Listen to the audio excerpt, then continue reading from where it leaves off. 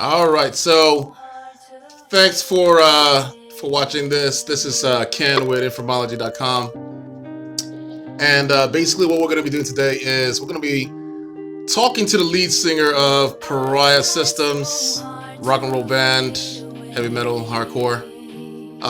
They're doing big things. I've listened to some of their music, and I think that they're really growing with leaps and bounds.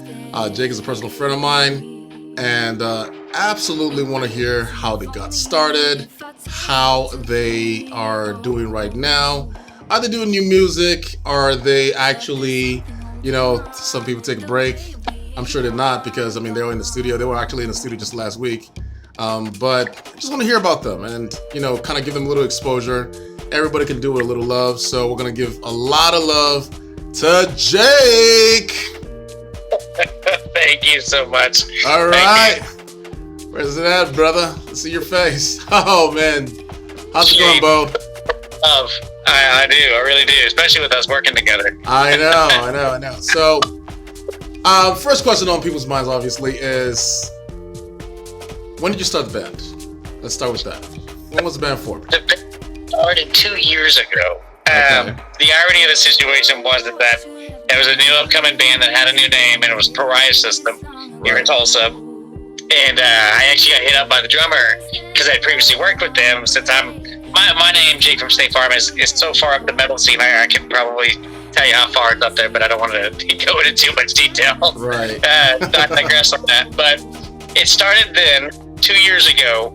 Drummer hit me up, and then it ended up being in a garage to where I ended up being 5 minutes from them. They were a 5-minute drive time, literally right across the street. Love it. We started playing and practicing, and they were having tryouts. I went over there. Now myself is the way I do my thing is like I have a prep. I have a list of checklist of things to do. Okay. I ended up being one of the ones out of there, and I felt bad because I was like, man, I wanted to give some of these tryouts some opportunity, but unfortunately, because of my years of experience, I was the chosen one. Oh, I see. Well, that's good. It's good to be the chosen one. Do you play any instruments? Or any of the instruments played by you? Okay. Guitar, bass, drums, keyboard. I used to do violin a long time ago. My dad had one, but I don't play it anymore. But don't play violin anymore. Guitar. I'm actually a guitarist in another band that's upcoming. We don't have a name yet, but that's the irony of the situation. So what is that like? You're playing the two bands. I mean, is there love? Is there cross validation, cross love? It's a different. The band I'm in now is not as heavy as the style that I play on guitar. Now I have a 7-string guitar and a 9-string guitar. I can even show you if you need to. Yes, let's see them. Let the fans see what you got. Come on. Let's take a look. Here's the 7-string, so she is. Oh man. Okay.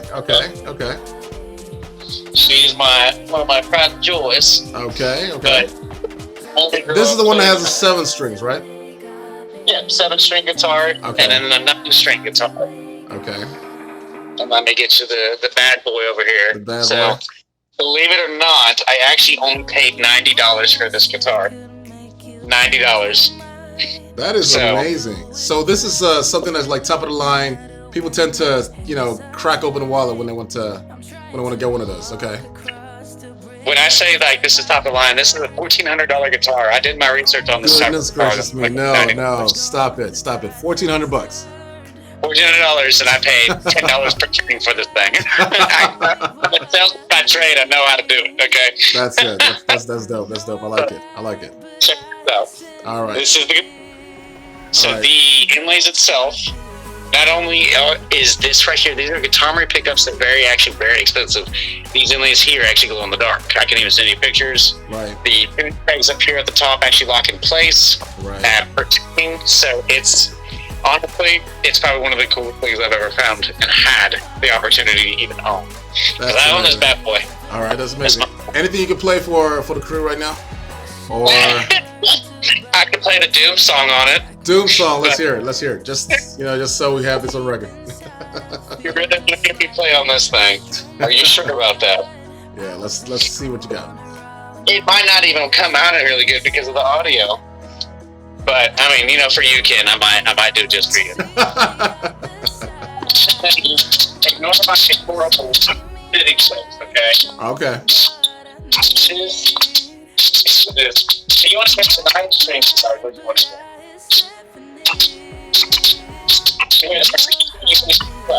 Like, having much more stuff. 9 string, I got to think. Yeah. Stuff. I'm still learning. Let's see if we can. Sound like it's kind of muddy. I can get you a better recording if anything. Oh yeah. No problem. Much no problem, buddy. No problem. It's all good. It's all good.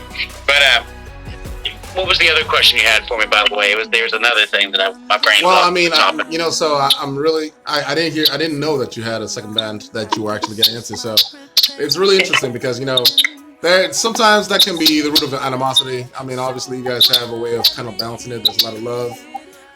Yeah. I'm hoping that there is. So kind of like expand on that. Is there a lot of love that, like, you know what, we love each other and you do what you need to do and just grow as you need to and stuff like that.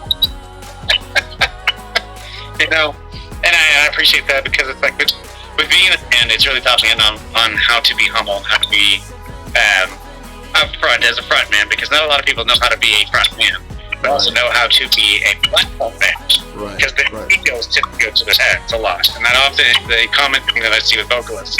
Yeah. And I just want to make sure and emphasize that that's not something that I do, because I'm the type of person you can just come up and be like, dude, I miss you, or like the name from work, as you know, Jake from State Farm, same name in the middle scene, same name. Right. It carries forward. People just know me. They just know me. I like it. The humility is, it's definitely nice to see in rock. And I've heard that, especially rockers tend to be really humble. I was watching this interview with, and I consider him a rocker, even though he's known more for hip hop. But what's his name? Post Malone. Yeah. Every time I watch his interviews, this guy is just so down to earth, super humble, self-deprecating, always making fun of himself, always just making himself kind of like putting himself down.